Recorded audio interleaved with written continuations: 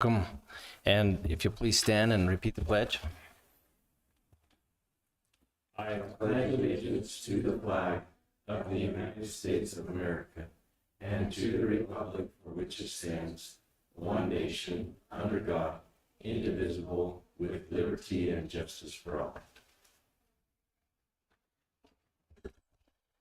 We have a fairly lengthy agenda for tonight, so we're going to go ahead and jump right into it. First item on the agenda is approval of minutes. Commissioners, we have one set of minutes from the November 1st, 2023 meeting. I have no corrections. I have no corrections either. I'll go ahead and make a motion that we approve the minutes from the November 1st commission meeting. I'll second. We have a motion and a second. All in favor? Aye. Aye. Motion passes. Item number 2 on the agenda is Employee of the Month. We'll turn that over to Kelly. Good afternoon, commissioners. I'm actually really excited about this one because he's super nervous. Our December 2023 Employee of the Month is Sergeant Rick Adams with our Sheriff's Office. Jeff's going to come up. We had this nomination come through totally anonymous. So what it says is, Rick swooped into his new role and is supportive, comes to events, and is very involved. Always responds, always answers calls, and is willing to do the job, willing to jump in and do the job. He is fantastic, best sergeant I've ever had. So Rick, if you will come on up here. And Jeff would like to say a few words. I just want to know how much that cost you.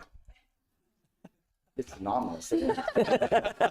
All right. Through the grapevine, let's figure it out. Through the grapevine. 90% right now. So Rick has been with Carbon County. Yeah, that's for you. Rick's been with Carbon County since 1998. So he is a lifer and we really appreciate that. So thank you very much. Thank you. Thanks. Give me a few words here real quick, if that's possible. No, I just want to echo everything that's been said. Rick's done a great job. So he's currently assigned to he's a day sergeant. He's over our SROs. He's over the animal shelter. He wears more hats than anybody around. And I would say it's an anonymous nomination, but it's a unanimous nomination. We feel that he does a fabulous job for us, and it's also good to work with him. Easy guy to get along with, happy, fun loving, eats a lot of candy and stuff, and that's not good for me, but it's good for him. Would you like to say anything? I just want to say thanks. I appreciate this, and it's easy to do more than you have to when you work at a good place. I love coming to work, so that's a true story. So working for Jeff and Cletus, you know he's back there. It does make it easy. I love my job right now, so yeah, I appreciate you guys. It's a well-deserved award. Thank you for all that you do. Thanks, Rick. Thank you.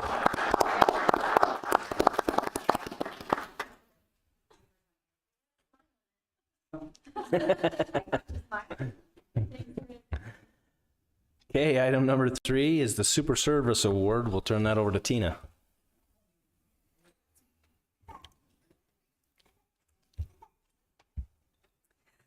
Okay, so our super service winner this month was unable to be here. She sent me a message, but she said, will you speak on my behalf? And I said, if you send me what to say. So we'll do that in a minute.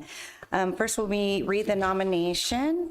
So we love the service we receive from Danielle and her staff. She is always coming up with new items in the bakery, and she is our go-to for meat and cheese trays. She is so friendly and kind. We just love working with her and coming in to see her at the store. Danielle is someone who goes above and beyond, not just at RNA Market, but at the coffee shop too. Danielle is very deserving of this award. And this award, the last award of the year, goes to Danielle Sandoval with RNA Market in Helper.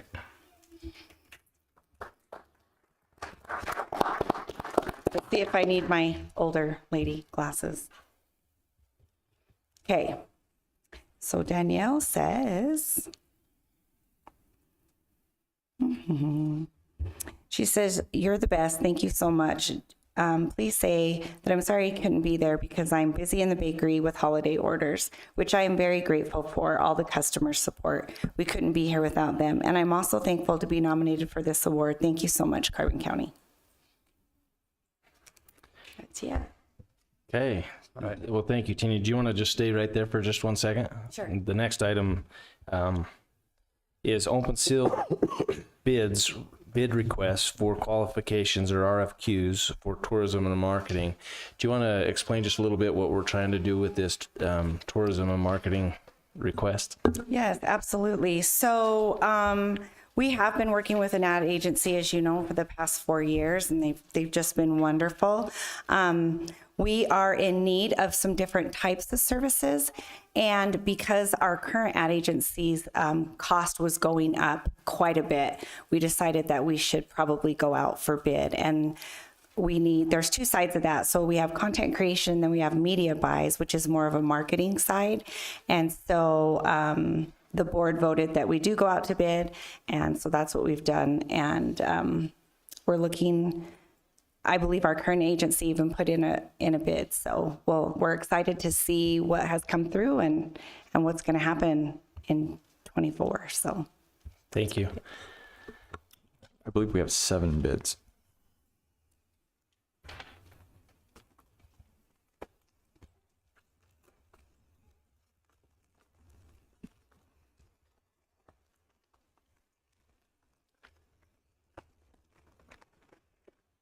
This one's from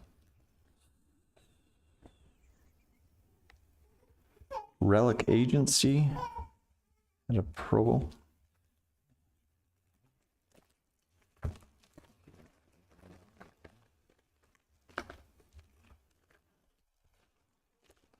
Second one is from Soren.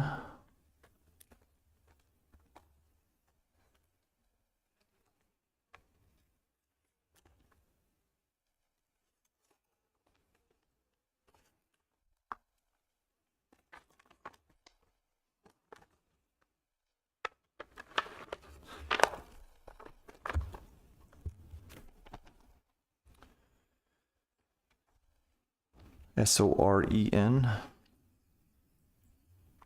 I can flip straight to the cost. Yeah,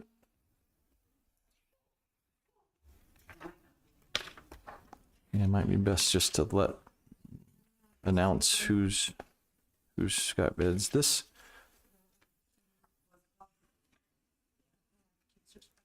That's fine. This one has some pricing in it, but we'll just announce who they're from if that's okay for tonight. That works.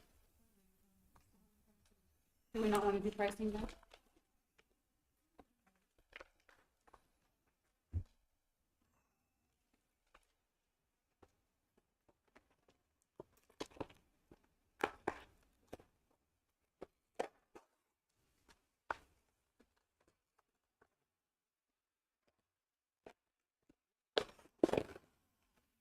This one is from Roost Communications out of Salt Lake.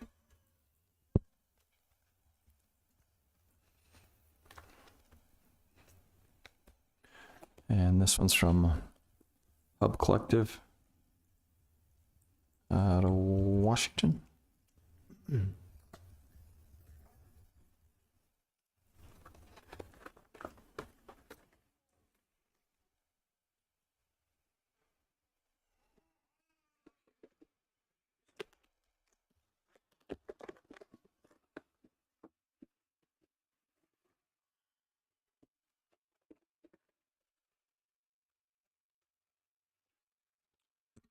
This is from VistaWorks, Destination Management.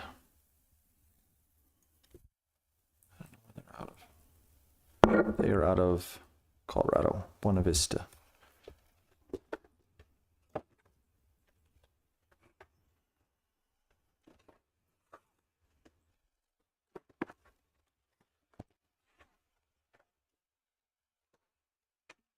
This one's from Colvita Creative out of Boise, Idaho.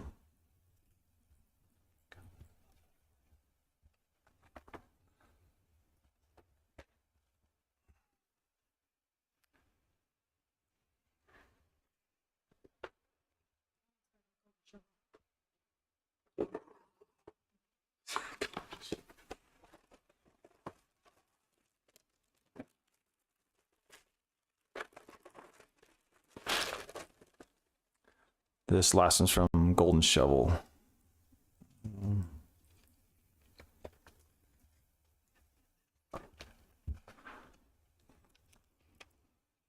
I'm not sure where they're out of.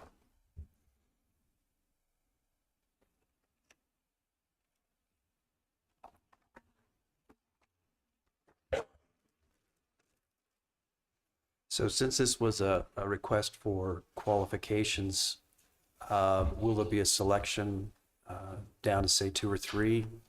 Or do we want to select down to 2? Okay. It really just depends. So it depends on, some are gonna apply for both parts, some are gonna apply for one or the other, or apply for one or the other. We really want to get the board's recommendation and the recommendation of the commission, so we want to read through these, and, you know, we could put together some information and send out if that's however you want to do that, but it just, like I said, it just depends. So the board would review these 7, come back with 2, and then request quotes from those 2, Yes. 2 or 3, whichever number they come up with. Yeah. Main scoring piece, but it was mentioned in the RFQ, and we did say that we would, if it comes down to it, we would take the top 2, and that there will possibly be a second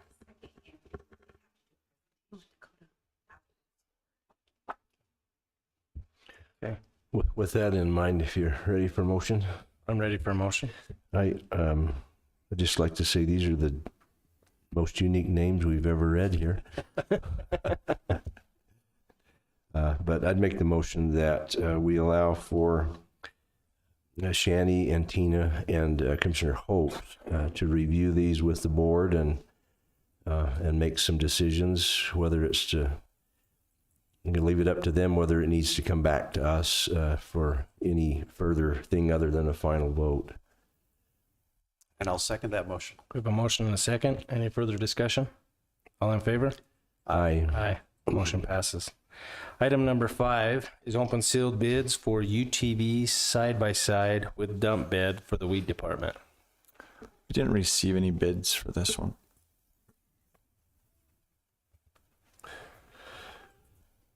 I think this is the second time this has happened with this one. It must be a unique side by side that nobody quotes. So I wonder if we could, now that we bid it out, if we could have him go out and solicit some bids to see if we can find the best price.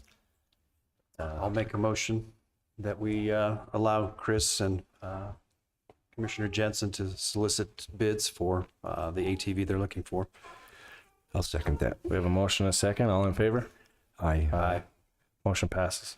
Item number 6 is open sealed bid for OHV and a trailer. Is that correct? And 2 ATVs. So 2 ATVs and a trailer. Okay, we have 2 bids. Well, first one's from Rocky Mountain ATV.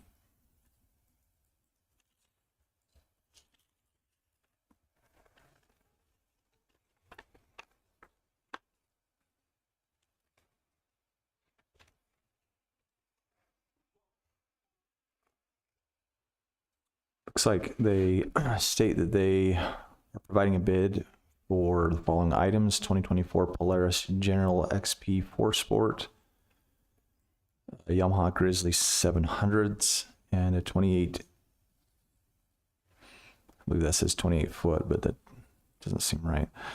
Open utility trailer, I assume they meant 28 inch. Oh, is it? Okay, I'm sorry.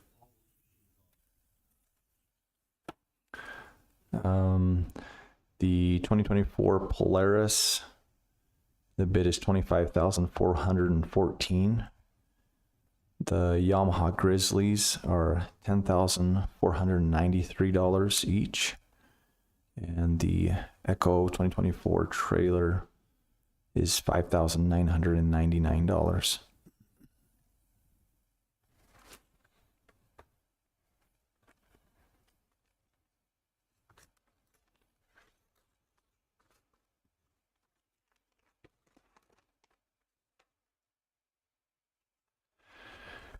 Second one's from Jorgensen's in Richfield. They quote a 2024 Yamaha Grizzly at $11,399. plus an $860 destination charge and freight charge. They have a 2024 Polaris General XP4 1000 Sport for $26,999 plus a $1,795 destination charge freight, and a 2023 Innovative 28-foot trailer for $10,995. Says there is a discount of $1,000 as well on that. I think it should be noted that these are not for the sheriff's department. These are for search and rescue. They pay for these out of their search and rescue funds. That's separate from the county.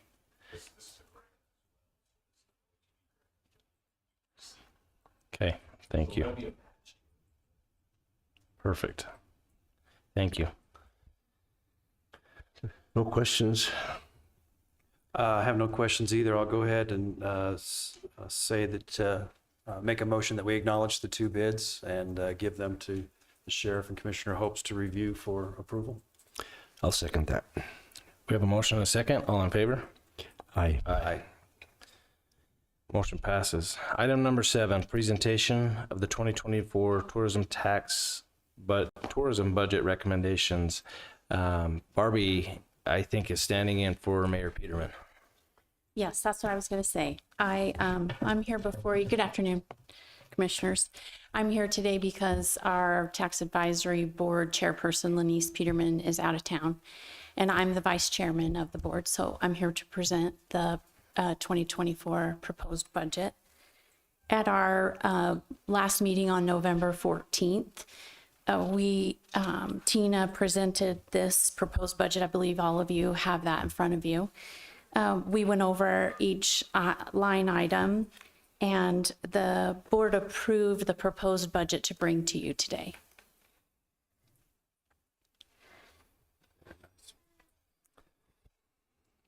Any questions? Actually, don't have any.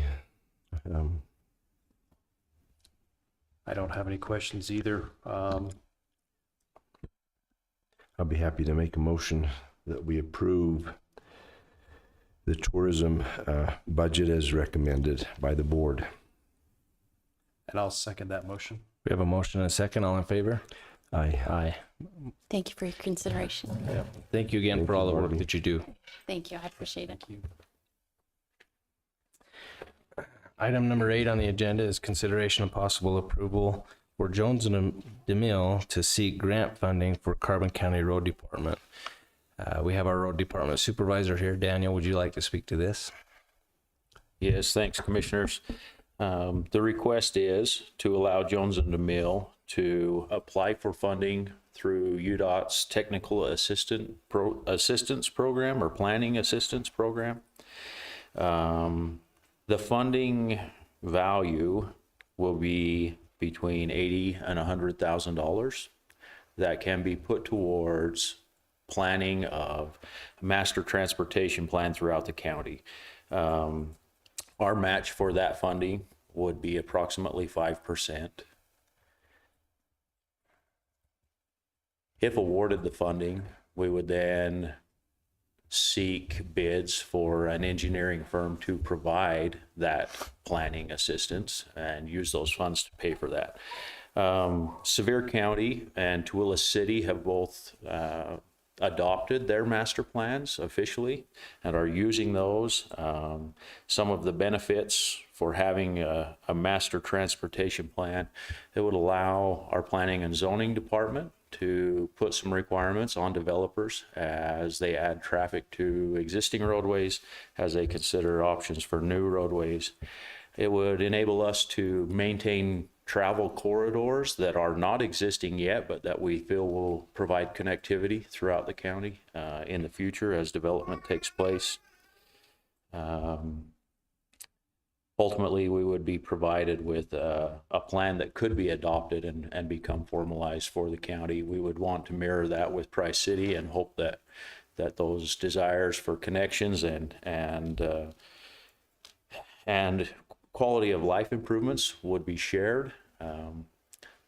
Furthermore, having this plan adopted would then allow us to seek additional funding for projects from other pots of money that UDOT has. They receive $45 billion every year to go towards projects we could provide them with, which provide quality of life, bike paths and walking paths along existing roadways, and quality of life improvements that way. So that's why we're looking at going after this funding. We don't currently have a transportation master plan. The county does have other master plans, but this would be just another piece of that puzzle that would help us organize our efforts going forward. Any questions? I don't have any questions. I may make a comment that last night in the planning commission meeting, the topic was raised about single accesses, dead end subdivision roads that the county currently has, and the worry over we need to look broader. And I know, Daniel, you've been doing that, but I think it would become a real aid to the planning commission in their approval process and what they're recommending the developers have to do to get the approvals. So I think it's a great thing. I'll go ahead and make a motion then that we approve for Jones and DeMille to seek grant funding for Carbon County Road Department. I'll second that. We have a motion and a second. All in favor? Aye. Motion passes. Thanks, Thank you, Daniel. Thanks, Danny.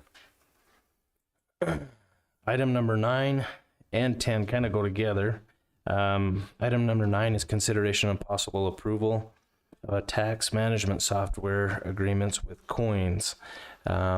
Barry Horsley is not here. Coins is the system that after the work is done in PUMA, which is the next agreement, which is the mass appraisal software, it is then passed from PUMA onto Coins. Coins is the software system that takes and calculates the rates and puts everything into taxing districts and areas. Is that correct, Seth?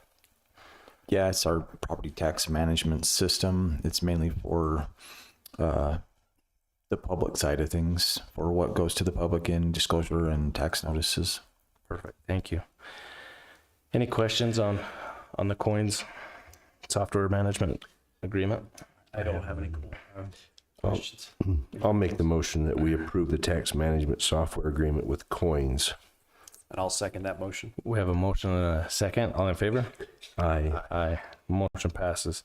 So item number 10 is consideration of possible approval of the tax management software agreement with PUMA. Again, PUMA is the mass appraisal software that allows our appraiser's office to evaluate the age, type of home, type of construction, puts it all in a database, and then it allows it to do a mass appraisal process to come up with some fair and equitable values across it. It also does a land valuation for just the land and the improvements. So any questions on this one? I don't have any questions, but I do have an email statement here from the assessor, if I could read that in. Yes, please. It's from Gillan Bishop. It says, "Please excuse my absence from the public meeting. My attendance at the year assessor school has made it so that I will not be there in person. I would appreciate the following to be considered for your approval and signing. The user agreement between PUMA and the county outlines what we can expect from our vendors that provide this critical piece of software. It is my recommendation that we renew this agreement. Thank you." And it's signed Gillan Bishop. I might just add that the PUMA system that we're talking about is used by most of the counties in the state. So it's the program that the entire state is trying to work the bugs out of so that it's a real good program. So no questions. I'm good with it. I'll entertain a motion. I'll go ahead and make a motion then that we approve the tax management software agreement with PUMA. I'll second that. We have a motion and a second. All in favor? Aye. Aye. Motion passes. Item number 11 is the 2024 Assessor budget recommendations. Again, I believe we have a letter from Assessor Bishop. Do you want to read that in? Yeah, Commissioners, if I could, I'd read this. It's from Gillan Bishop. It says, Commission, please excuse my absence from the public meeting. My attendance at the year assessor school has made it so I will not be there in person. I would like to submit the following as my comments regarding the Assessor 2024 budget.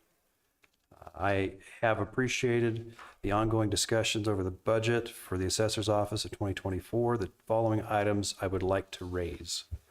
Item number 1 is $14,000 for equipment will no longer be needed, as the software that would run these mobile devices has been approved for this year's budget. Number 2, concern over the relocation of the professional funding. 3, travel and education budget will not cover travel expenses exclusively for training for hourly staff members to achieve licensing expectations. The following is a breakdown of the training for this upcoming year, and it's from the Assessor's Office breakdown. There is a list that has the courses, who he's kind of outlined to attend those as well. So that's all part of his email, and it's signed Gillan Bishop. Any questions on his email? No questions. I think maybe I could just jump in and add some thoughts on those 3 items. So the $14,000 for the equipment that he's requested, and Commissioner Martinez, that you left out not approved. So that $14,000 we did not put in his budget. And won't. He's saying we don't need it.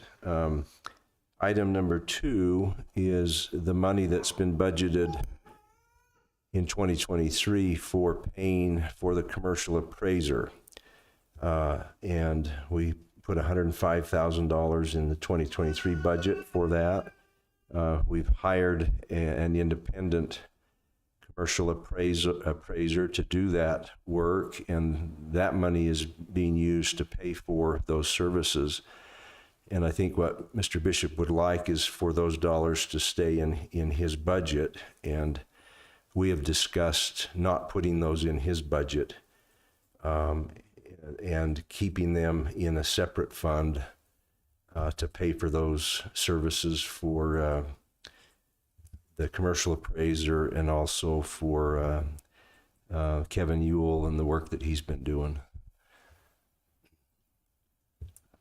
Appreciate that.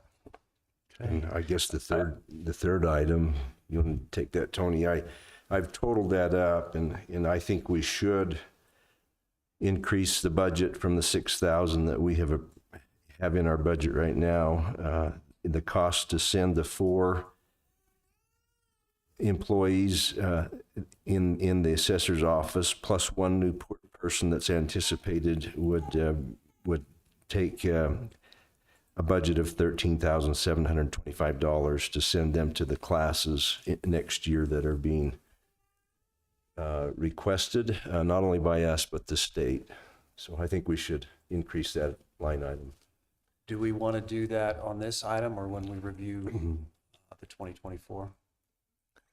What makes it better for you? We could do it anytime after.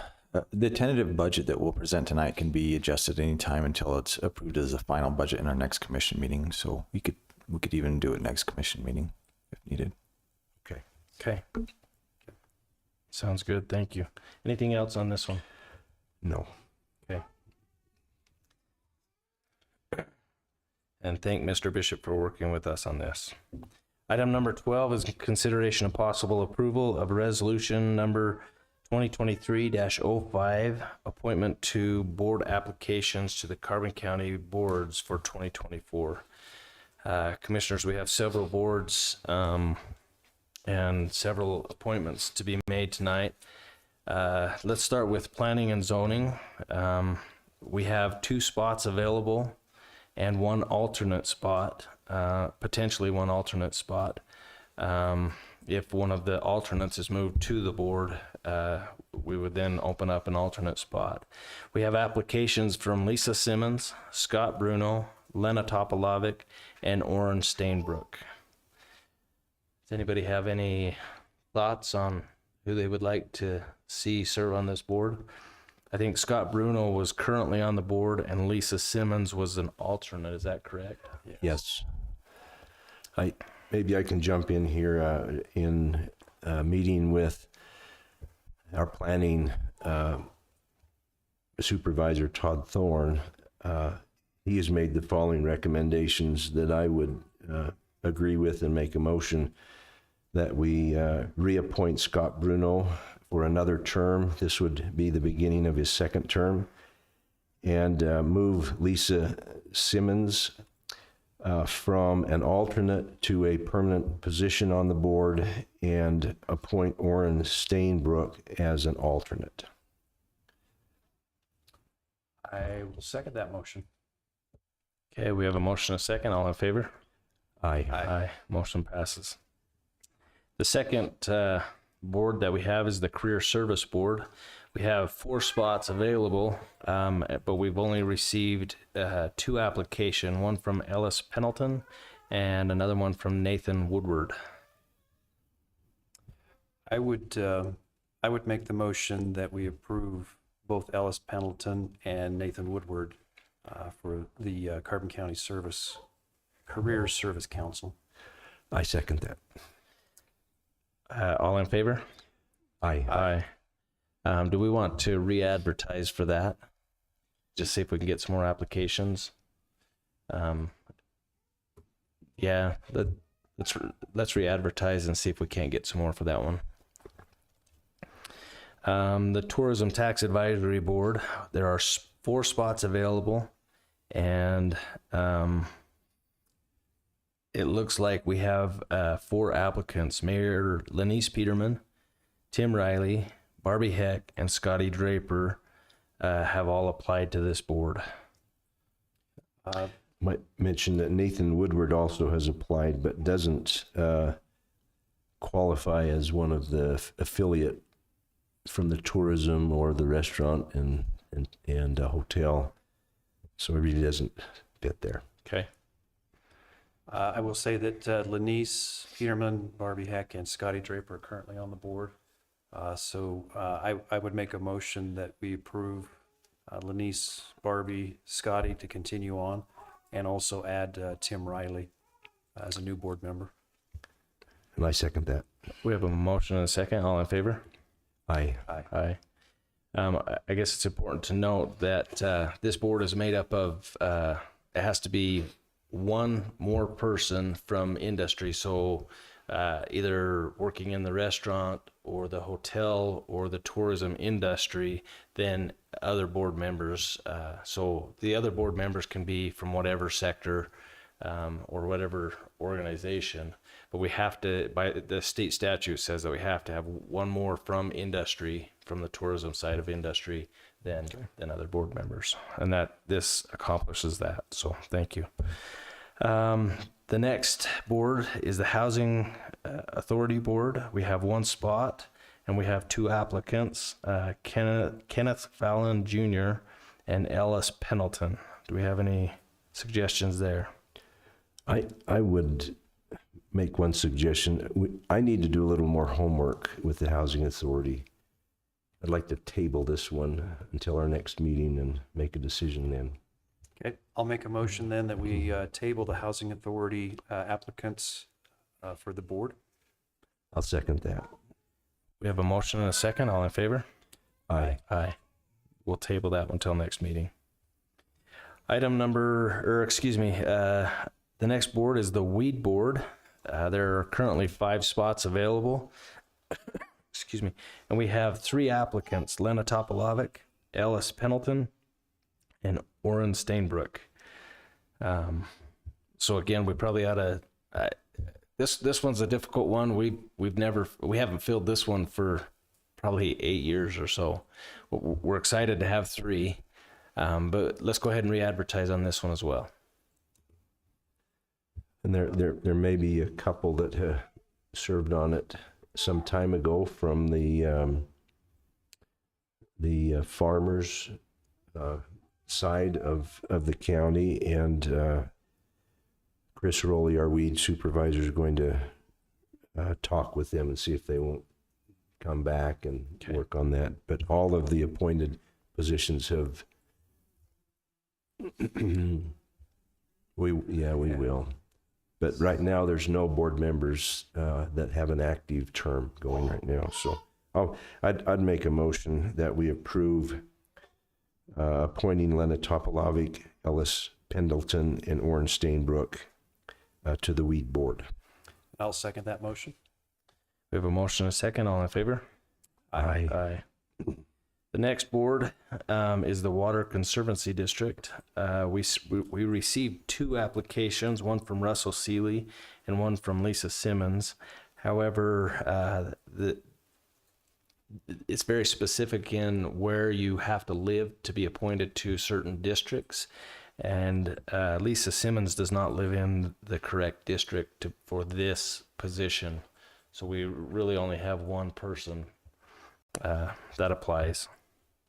I'll go ahead and make a motion then that we approve Russell Seeley to the Carbon County Water Conservancy Board. I'll second that. We have a motion and a second. All in favor? Aye. Aye. The next board is the CED board, or the Community Economic Development Board. There are no current openings, but Leif Nelson who has served on this board, is moving to St. George. And so we do have a term to fill, a vacancy to fill. We've received 4 applications for this board: Orrin Stainbrook, Ellis Pendleton, Darren Nilsson, and Lisa Simmons. Do we have any recommendations on these? If there's no comments, I'll go ahead and make a motion that we approve Orrin Stainbrook to the Carbon County Economic Development Advisory Board. I'll second that. We have a motion and a second. All in favor? Aye. Aye. Maybe just one thing to add to that. This 5-member board is comprised of people from different parts of our community, and the state has given us direction on who can sit on that board. And so the Leif Nelson, who is moving, represents the private sector of the community, and so he does fit that. Okay, thank you. And we just want to say thanks to all those who have served and who are serving on these boards. There's a lot of work and a lot of requirements for some of these boards to be able to spend the funding or to be able to allocate those funds to different projects. So thank you to everyone who's willing to serve and who have applied. Item number 13 is public hearing to open and adjust the 2023 Carbon County budget. Seth, do you want to go over the amendments that we have? I can do that quickly. Through the budgeting process, we prepare our budget usually in November and approve it in December for the next calendar year. Usually during that period, there are some numbers that we don't have an exact amount on, or there may be expenses that are brought up throughout the year that are unexpected or higher than expected. And so generally we'll do a budget amendment mid-year and then end of the year to ensure that we're within our budget and that we don't have any findings when we have our outside audit.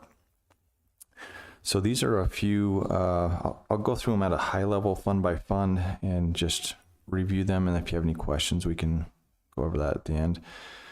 Fund 10 is our general fund.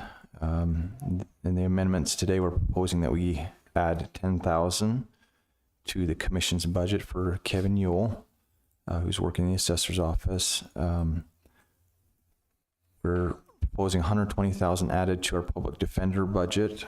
We've hired additional public defenders, and it's a decent amount more than we had previously budgeted. We're proposing adding $5,000 to the assessor's budget for state tax commission charges, $50,000 added to the CJC for wages and non-contract expenditures, all of which will I'll just add that the public defender additional expenses will be covered by grants as well as the CJC wages and non-contract expenditures. The next proposal is for $950,000 added to ARPA expenditures. At the beginning of the year, we budgeted for $1.8 million to be spent on ARPA expenditures for a couple projects that we had, one of which was putting a sewer line through Ridge Road for future development.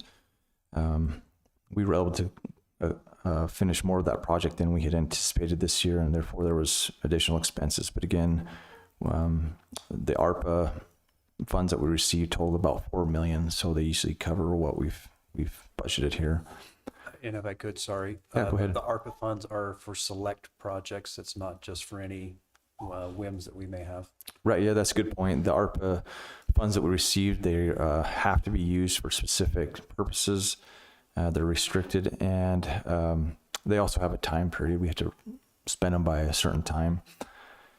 They all have to be allocated by the end of 2024, at least by then. So we're proposing $4,000 added to the maintenance budget for benefits, $15,000 added to the jail for the increased cost of food for inmates, $6,000 added for the Southeastern Utah Health Department contribution that we make annually.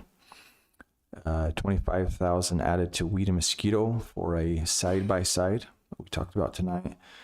$10,000 added to the recreation and television department for equipment that they needed. And then there's a $1.4 million transfer that we're proposing from the general fund to the capital projects fund. That's to help pay for the EWP project that we finished this year. And a large chunk of that, 900,000 of it, is just so that we're within our fund balance requirements as well. In Fund 15, we're proposing 140,000 to be transferred to Fund 20 for the road department for the work that they do for tourism, rec and tourism, especially through the 9 Mile Canyon. Fund 20, we're proposing 48,000 added for dispatch services. The contribution that we make there, 55,000 added to building inspection or a pickup truck, 13,000 added to animal control for vet expenses. They've been very high this year. I think they maybe have too many cats and dogs out there. 340,000 added to the equipment budget for the Class B road. This amount is covered by Class B road funds that we receive each year from the state. We're just trying to make sure that they have the equipment that they need.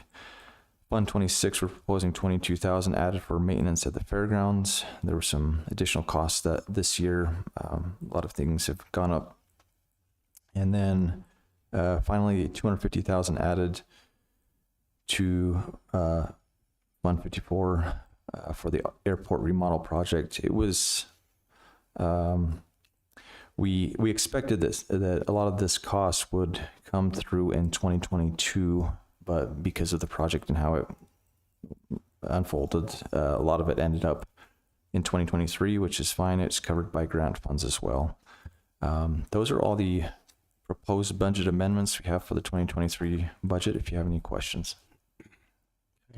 Any questions from the commission? No questions, no. Okay. There's no questions here. We'll open it up to anybody in the public. We'll open up the public hearing at 5:13. If anybody would like to speak to this, please come to the mic, state your name, and we'll go from there. Seeing nobody anxiously running to the mic, we'll close our public hearing at 5:14.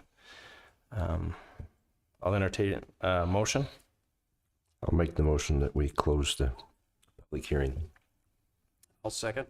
We have a motion, a second. All in favor? Aye. Aye. Item number 14, consideration of possible approval of amendments to the 2023 Carbon County budget. I have no questions. I don't either. I'll go ahead and make a motion that we approve the amendments to the 2023 Carbon County budget. I'll second. We have a motion and a second to approve the amendments to the 2023 budget. All in favor? Aye. Aye, motion passes. Thank you. Item number 15, public hearing on the tentative 2024 Carbon County budget. Seth, do you want to give us the highlights there? Sure. Usually, through this process, again, we will, let me give some information here just for the public. During the course of preparing a budget for the next calendar year, as we prepare it, we're required by state code to have a tentative budget prepared. It's required that we have it available in the clerk auditor's office 10 days before this public hearing that we're having today. And then it'll be presented today and hopefully approved.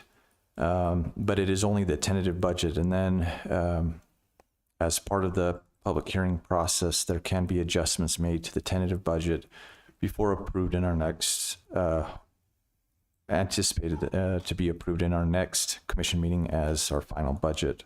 It'll also be available on our website after today. So just some information there. High level comparisons, what we like to generally do is compare our tentative budget for the next year to our final budget for the current year. So tonight I'd like to just present numbers of each fund with its comparison to our 2023 final budget as approved tonight with the budget amendments to what we've proposed in our tentative budget for 2024. Hopefully I don't confuse anyone. I'll try to talk slowly. So our Fund 10 is our general fund. Our 2023 final budget amount is $21,316,950. We're proposing a tentative budget for Fund 10 of $17,110,360. There's a significant decrease, and that mainly has to do with we do not have budgeted currently to expend ARPA funds in 2024, and there obviously was 2 to 3 million. I'd have to look at the exact numbers, but I believe it was 2.8 million that was expended in Fund 10 for ARPA funds alone in 2023. The other reasons for the large change is we don't currently have an EWP project or a transfer to our capital projects fund for that in 2024. The other large differences, so to speak, is that we're proposing a 5% COLA to all county employees. We also have, again, as mentioned previously, a significant increase in our public defender budget as we've hired 2 additional public defenders to take care of the increased load. Fund 15 is our travel and tourism. Our final budget that's been approved tonight for 2023 is $851,680. And our tentative budget or proposed budget for 2024 is $735,850. The big difference is the $140,000 transfer that we proposed tonight to the road department. We expect to do a transfer to the road department in 2024, but that will depend on the revenue that's brought in throughout the year. So that number is not currently available. Fund 19 is our rec department. Our 2023 final budget is $521,700. And our tentative budget for 2024 is $554,400. And the biggest change there is the 5% COLA. Our Fund 20, which is our municipal services fund, final budget for 2023 is $9,321,850. Our tentative budget proposed tonight for 2024 is $8,991,090. The reduced amount there in that fund is that we've planned to expend much less in equipment for the road shop. So that's the big difference or decrease there. Our Fund 21, which is our 911 emergency, we each year budget 5,000. So there's 5,000 budgeted for 2023 and 2024. But that fund for annual maintenance. Our Fund 24 is our senior center. Our final budget for 2023 is $310,800. Our tentative budget for 2024 is $355,800. And the main difference there is that they're proposing a purchase of a new bus. 80% of that, the cost of that new bus is covered by grant funds. We'll be covering 20% of it. If I can just say something real quick on that, the buses were a grant that were awarded back in 2020. And because of availability and moving of the funds to us, it's been several years, and the cost of those buses has gone up significantly since we were awarded. So yeah, that's right. The cost has gone up quite a bit, as well as we've budgeted several years for this expense and not expended it each year. Yeah. So this year we fully expect to expend that as budgeted. Our Fund 25 is our nutrition program for the senior center. Our 2023 final budget is $826,700. The tentative budget for 2024 is $868,700. The main difference there is for a new mobile mills truck, and there's similarities there with our bus. It's something we've budgeted for several years and not been able to get them in, so we expect to expend that budget this year where we haven't in previous years. Our Fund 26 is our fairgrounds and event center budget.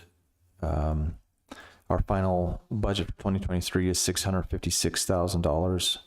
Our tentative budget for 2024 as proposed is $701,300. One of the largest changes there is we are moving 2 of our maintenance employees from our Fund 10 to our Fund 26, where they do a lot of their work there out at the fairgrounds and the event center. Our Fund 28 is our economic development. Our 2023 final budget is $273,350, and our proposed tentative budget for 2024 is $288,800. There's a slight increase there that has to do with what the state is giving us from their funds, economic development funds. Our Fund 29, each year we budget $4,000. It's the same for 2023 as well as 2024. That fund is for our redevelopment areas. I'm sorry, I was trying to think of the word. Redevelopment areas, and rarely changes year from year. Our Fund 45 is our capital projects. This year, our final budget is $3,515,000, and next year we only have a budget of $15,000 for our tentative budget. Again, as we've previously discussed, the biggest difference there is that we finished our EWP project in 2023, and so we don't have budget for that next year. Our Fund 54 is the airport budget. In 2023, our final budget was $524,500, and our proposed tentative budget for 2024 is $151,500. The main difference in the decrease there is that we had a decent project out there where we improved the building and made it more compatible for the USU programs that are going on out there. Our Fund 55 is our enterprise fund. It's for the 7th District Court building. The budget didn't change year over year. We've got a 2023 final budget of $924,000, as well as the same for our tentative budget 2024, which is $924,000. Finally, our Fund 56, which is our municipal services fund. It's where we pay down debt. We also have we'll have some when we're building a new building. It also will be in that fund. Our 2023 final budget for Fund 56 is $2,77,500, and our tentative budget for 2024 is $3,927,000. The large difference there is there's a proposal to build a new airport building addition, and that's budgeted to be paid for with funds from I believe it's John Curtis's office they're essentially grant funds. I believe that's everything I have as far as our 2024 tentative budget. If you have any questions. In Fund 56, there's two different projects. There's the building that you talked about, plus there's some taxiways that will get back to those buildings that will be built. Those funds will be from our entitlement funds. Each year we receive some funding from the federal government to maintain our airports. We're going to use some of that to construct that new taxiway. Thank you for adding that. Any questions on the 2024 proposed budget?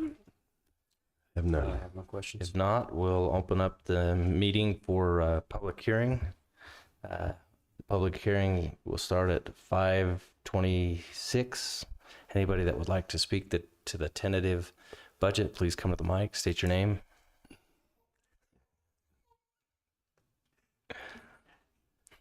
Tell. My name's Bob Teeny. I don't understand all the budget things, but I'm assuming that the budget is developed considering grants and federal monies and state monies that we get.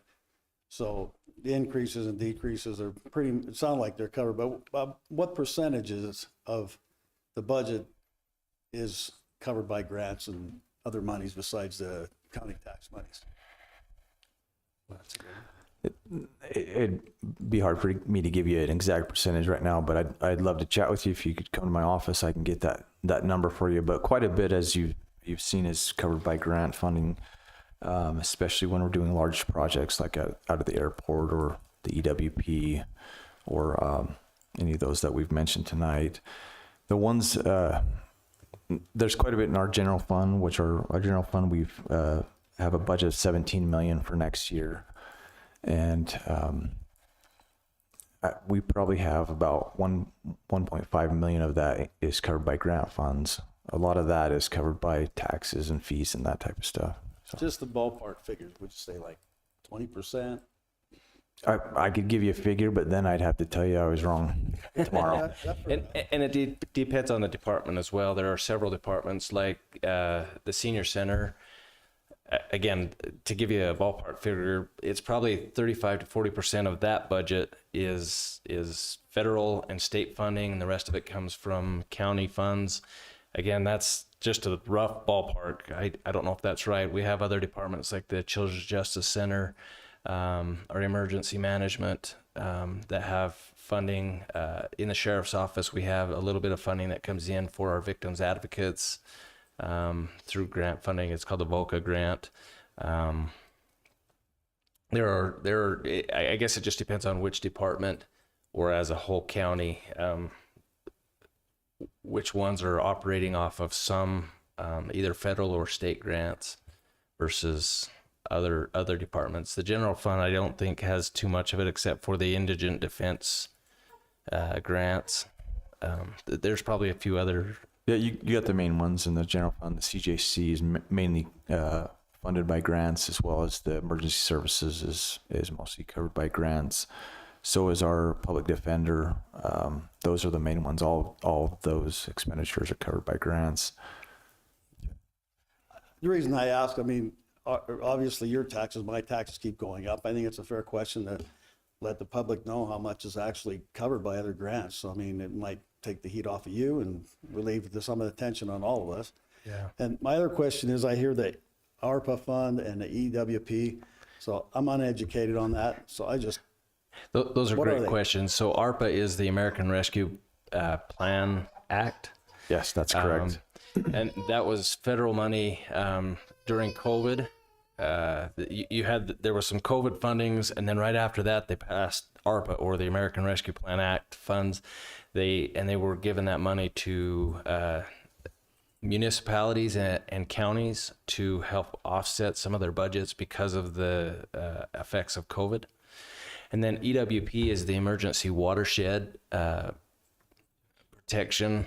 So when we had the fire up Price Canyon 2 years ago, last year, 2 years ago, we started to see all that flooding, and also up Spring Canyon. So the EWP, or the Emergency Watershed Protection Plan, funding is a federal program that goes in after a devastation. We've used it as well when we had the flooding in Wellington, to reconstruct those waterways so that the rivers would flow better.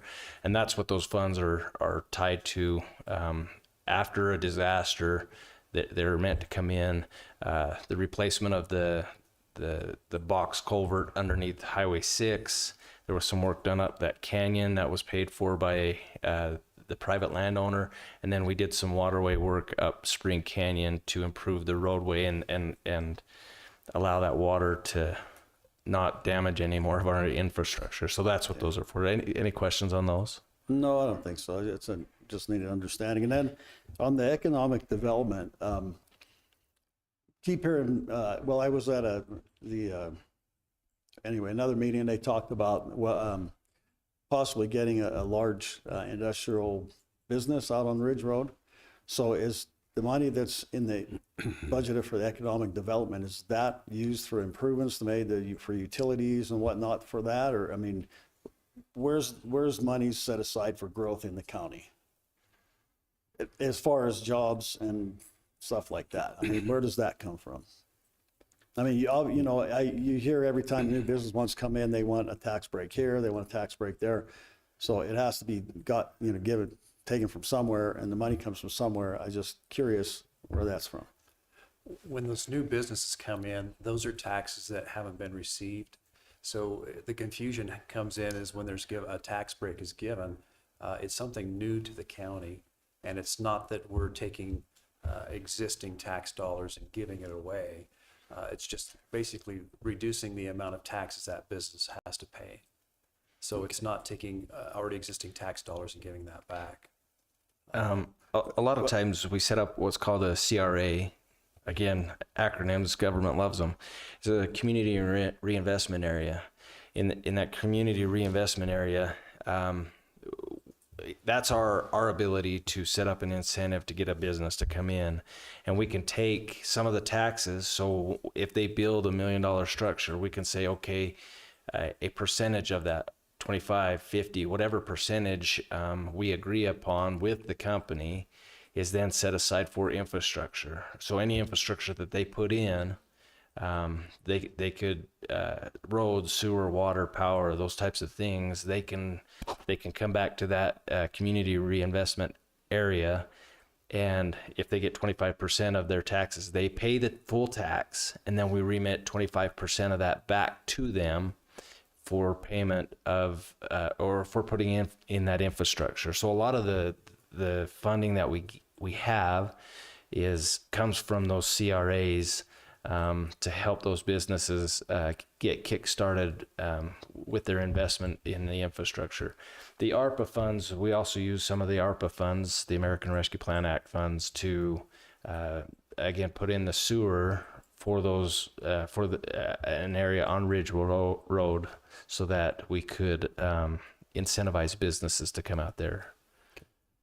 All right, well, thank you very much. I hope that answers your questions. Well, you know what, there's a lot of confusion up here, so it answered, I think, Our doors are open. Please, if you have questions, come and talk. All right, thank you very much. Feel free to come to my office if you have any other questions as well. Thank you. Those are great questions. Anybody else that would like to come to the mic? Seeing no one, we'll close the public hearing at 5:35.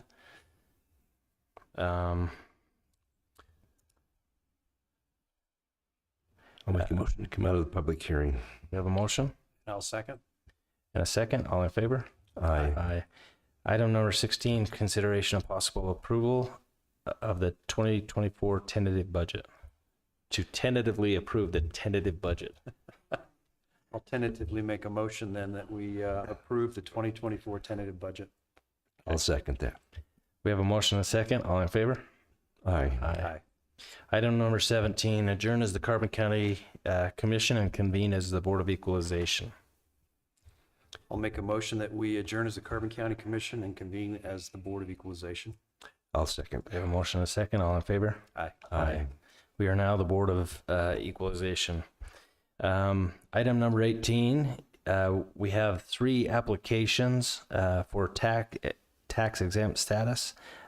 First one is the Little Learners, charities nonprofit. The second one is the Boys and Girls Club, and the third one is Carbon Canal Company. All 3 of these in the past have received tax exempt status. And I think the reason is that their applications just came in later in the year. Is that correct? Yeah, it looks like that was the case with these 3. Okay. Do we have any questions on these 3? I have the paperwork here if you need to look at it. I don't have any questions. If you're okay with it, I'll make a motion that we approve the 2023 property tax exemptions for Little Learners Charities nonprofit, Price Boys and Girls Club, and Carbon Canal Company. And I'll second that motion. We have a motion and a second. All in favor? Aye. Aye. Motion passes. Thanks for staying long. They were awesome. Yeah, really good. Item number 19, consideration. You're welcome to wake him up and go home if you'd like. That was enough torture. He's not gonna sleep tonight. Sorry. Okay. Item number 19, consideration and possible ratification of changes to the 2023 tax roll. Commissioner Jensen, do you want to talk about this one? Yeah. We have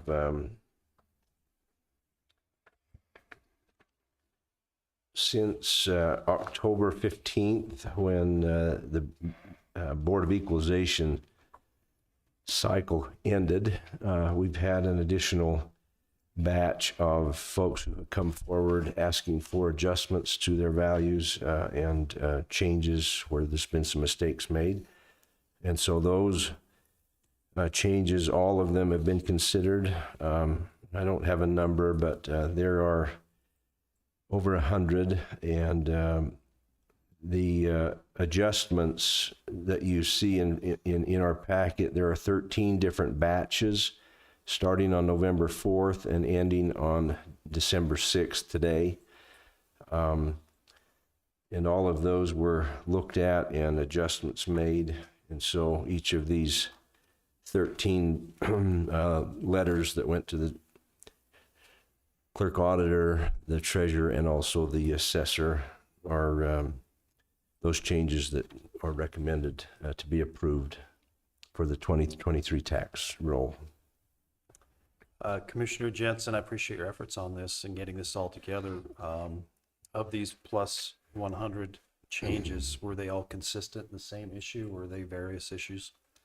Various. Everything from just value on raw ground, value on homes, value in commercial properties, both land and properties that had questions, just a little bit of everything in these. Okay. Any further questions? I have no further questions. I'll entertain a motion. I'll make a motion that we ratify the changes to the 2023 tax roll. I'll second that. We have a motion and a second. All in favor? Aye. Aye. Motion passes. I guess one thing to add to that, maybe the reason there are so many different ones is we processed them as they came through, and there was a need for the clerk's office to be and the treasurer's office to be able to send out an adjusted tax bill. So we tried to get those as fast as they come in. We tried to push them out so those new tax notices could go to the property owners. Thank you. Item number 20, adjourn as the Board of Equalization and convene as the County Board of, Carbon County Commission. I'll make a motion, we adjourn as the Board of Equalization and convene as the Carbon County Commission. I'll second that. We have a second. All in favor? Aye. Aye. Motion passes. Now the moment we've all been waiting for. Open and Public Meeting Act training. Yes, the Open and Public Meeting Act training. We'll turn the time over to Lynn Hanson, Deputy County Attorney, for this. One thing I'll ask, if at the end of this, if you could get us a certificate of some sort that we can make a copy of and pass to all of our boards. Perfect. Thank you. Thank you. You're amazing. Thank you. We'll turn the time over to you. All right, so the Open and Public Meeting Act actually requires annual training, and so that's what we're going to do right now. The state has provided a 8-minute video that they put together in order to address this issue because everybody needs this training. So what we're going to do is we're going to watch this 8-minute video, and then I'm going to just make a couple comments about the 2023 amendments to the Open and Public Meeting Act and cover any questions you have, and we'll be good. So here we go.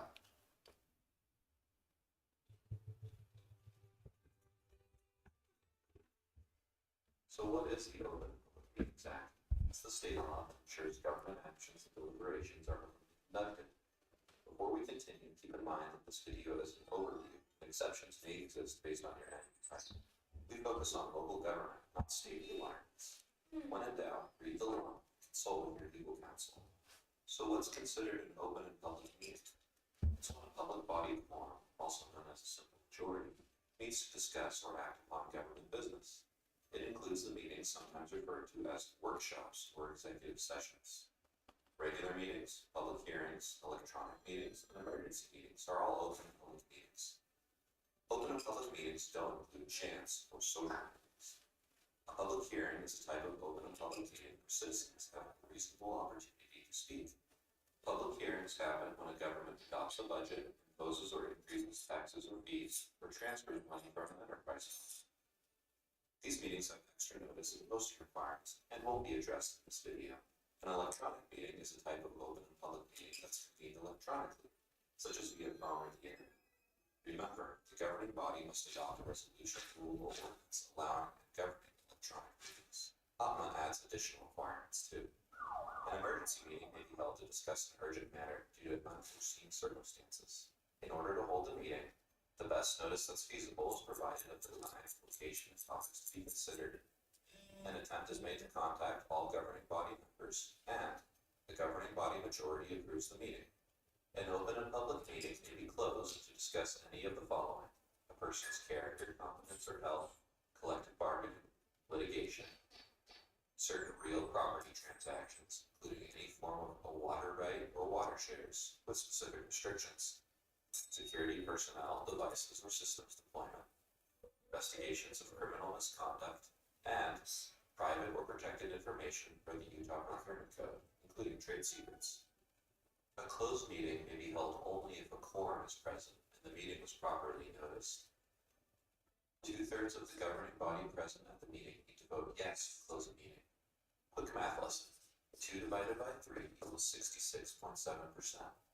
Let's say your governing body has 5 members present at the meeting. If 3 out of 5 members vote yes, that equals 60%, which is not equal or greater than 66.7%, which means you're 1 member short and would need 4 out of 5 members to vote yes.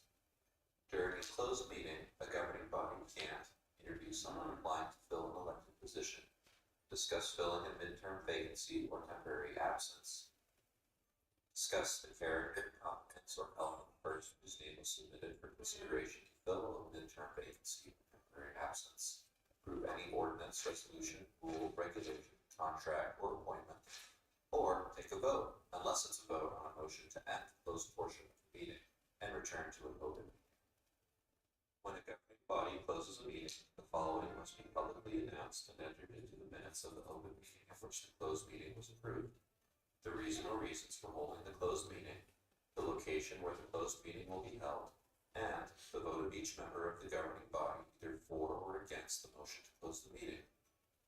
If a closed meeting is discussing a person's character, competence, or health, or security, personnel, devices, or systems deployment, or several other exceptions, mostly related to state bodies or project entities, no recording or minutes are required. However, the presiding member needs to sign a sworn written statement stating such. If the closed meeting is held for any other reason, a recording must be made, which includes date, time, and place of the meeting, names of members present and absent, and names of all others, except where disclosure would infringe on the confidentiality necessary to fulfill the original purpose of closing the meeting. Regular open and public meetings require 24 hours notice. The public notice includes the meeting, agenda, date, time, and place. Public meeting agendas need to include reasonably specified topics to be considered, with each topic listed under a separate agenda item on the meeting agenda. The governing body may not consider a topic in an open meeting that wasn't on the agenda. If a new topic not on the agenda is raised by the public during an open meeting, the governing body may discuss the topic. However, final action may not be taken on the topic during that meeting. Additionally, entities holding regular meetings scheduled in advance for the course of the year need to provide annual notice of the entire year's meeting schedule. The notice must include date, time, and place for each meeting. Notice is posted on the public body's website in a public location such as the location where the meeting will be held, and on Utah's public notice website in accordance with Utah Code 63G-30-102. Typically, posting on the public notice website was done by the records officer, recorder, or clerk. However, it's the governing body's responsibility to ensure notice is provided. State Archives has prepared a training manual with guides for owners and posters, as well as training videos that can be accessed at their website, archives.utah.gov. Written minutes and the recording are kept of all open meetings, with few exceptions. Written minutes include the date, time, and place of the meeting, the names of members present and absent, the substance of all matters, names of citizens providing comments, the substance of the comments provided, and the information a body member requests be entered in the minutes or recording, and a record by individual member of each vote taken. A body with elected members must record each vote in list format by category for each action taken by a member, including yes votes, no votes, and absent members next to each member's name. A recording must be a complete and unedited record of all open portions of the meeting from beginning to end, and be labeled with the meeting date, time, and place. All or any part of an open meeting may be independently recorded by any person in attendance if the recording does not interfere with the conduct of the meeting. Pending minutes means written minutes of an open meeting, draft, subject to change before being approved by the public body of the open meeting. Pending minutes must contain a clear indication, such as a draft or pending watermark, that the governing body has yet approved the minutes, and that the minutes are subject to change until the public body approves them. Approved minutes means written minutes of an open meeting approved by the public body that held the open meeting. Entities must establish and implement procedures for the public body's approval of written minutes. Public meeting pending minutes, approved minutes, and recordings of public records underground. Any individual who publicly presents information relating to an item on the public body's meeting agenda must provide a copy of the information for inclusion in the public record. Make pending minutes available to the public within 30 days. Within 3 business days after approving written minutes of an open meeting, make approved minutes and any public materials available at the Utah Public Notice website, the entity's primary office, and the entity's website. Within 3 business days after holding an open meeting, make an audio recording of the open meeting available to the public for listening.